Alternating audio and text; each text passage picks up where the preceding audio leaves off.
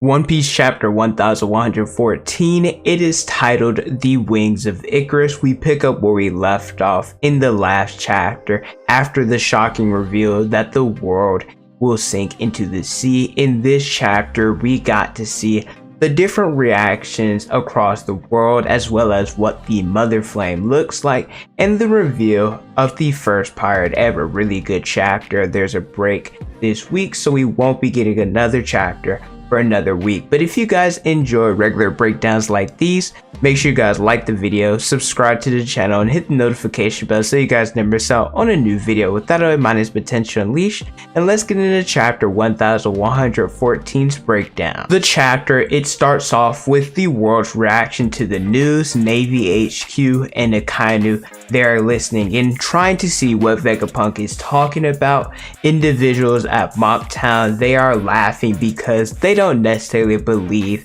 in what Vegapunk is saying. There's also Polly and others from Water 7. They are listening because their island is constantly sinking, so it's really important that they listen to what Vegapunk has to say. One of my favorite villains, he makes his long-awaited appearance. I believe this is the first time that we've seen him since the Reverie Doflamingo. He makes one with Magellen. He mentions that if the seawater floods into Impel Down, then it's Magellan's job in order to ensure the prisoner's safety, which could be a way for the different prisoners to escape from Impel Down. With the recent rise of the sea after the nuking of Lucia, the prison was in a panic, and this is where Doflamingo states that an extra 5 meters of water can wipe out most world cities, and he recommends that they have to move to much higher ground. And I wonder if Doflamingo, he's thinking of the Red Line because he is a former celestial dragon. The thought of also moving to higher ground,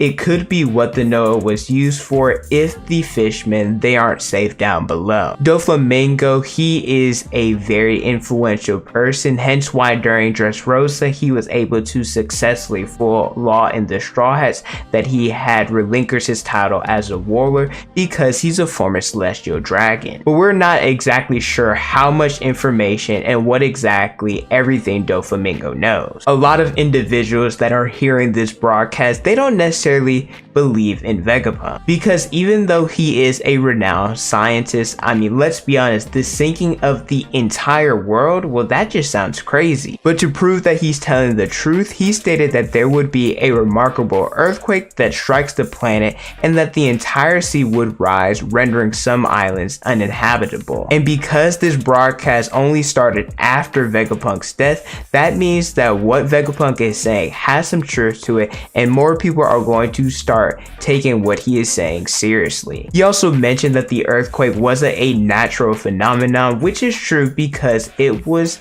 a thing caused by Emu. During all of this, Saturn, he is still fighting with the Straw Hats, and it's still happening from the last chapter. This is probably my favorite part of the chapter. It's where Vegapunk talks about the different crimes that he committed. The first one involves his dream of endless eternal energy, which would have been the Mother Flame, and he states that he flew too close to the sun, which is a reference to the title Wings of Icarus. The short story about Icarus is that in Greek mythology, Icarus escaped a prison with wings made from feathers and wax. However, he flew too high to the sun and the wax melted, causing him to fly to his death. So the lesson from that story is to not be greedy or over exuberant, because if not, something bad can happen, which is exactly what happened with Vegapunk. Since he wanted to create endless eternal energy, he created something that's being used as a power source that is destroying countries. You could also tie his flying too close to the sun with his obsession with knowledge and choosing the world government over dragon, but I'll save that for a future video. I do want to mention that the Mother Flame panel, it was really beautiful, with Saturn transforming back into his human form so that he doesn't destroy the power source. I also want to mention that a lot of individuals are connecting it to what Enel saw when he was on the moon. Now, I'm not sure whether or not the Mother Flame's flames are red/orange or black or blue, but once it gets animated we'll be able to see for sure. Vegapunk starts explaining about the Void Century. We know that it's the period from 900 years ago to 800 years ago, that 100-year blank. And part of it was revealed at the beginning of the arc, which involved the battle between the Ancient Kingdom and the 20 kingdoms that now makes up the world government, and also Queen Lily of the Nefertari family's involvement with the scattering of the poneglyphs. As he's talking, some of the celestial dragons, they are upset, wanting him to shut up, and even want Vegapunk's body to mutilate the corpse. Because obviously if the truth gets out, the celestial dragons and the world government would lose their credibility, and some countries might even revolt against them, and they're already dealing with a lot with the revolutionary army. It's also interesting to note, we don't exactly know if the celestial dragons know about the secret of the Void Century or not, because one of them appears to have no clue what Vegapunk is talking about. Vegapunk also makes it clear that to find out the message from the past, you have to find the poneglyphs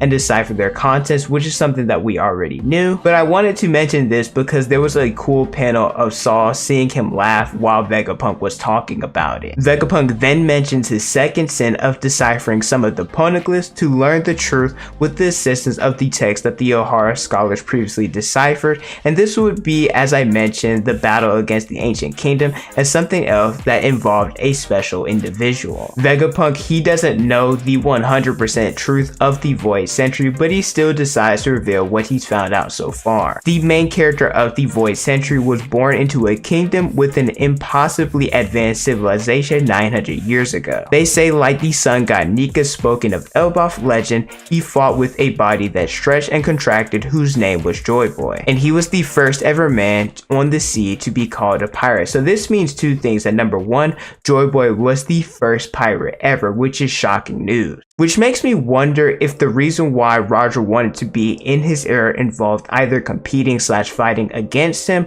or living in the world that Joyboy created. Number two is that Sun God Nika and Joyboy are two different people, and my rationale behind this is the word like, because in this context the word means similar to. Some questions that popped up as I read this chapter is, why was Joyboy the first pirate? Was this because the world was sinking in the past? There's a popular theory out there that Joyboy, he's a buccaneer, and we know that buccaneers are said to be free sailors. So could the grave crime that was committed, them, or at least Joyboy, who is in this situation a buccaneer, becoming the first pirate? This also makes me wonder if the egghead incident is the world realizing that Luffy is Joyboy and Nika, which would bring a real shock to the world, and also maybe after Luffy learning who he possibly is, because Saturn, he mentioned that he doesn't want the giants calling Luffy by that name, will he finally be able to hurt the Gorosei after realizing who he truly is, since he's failed so far? Really interesting stuff, a lot of reveals. I think, like I said, the biggest one was definitely that Joyboy was the first ever pirate, and as I mentioned, there is a break this week,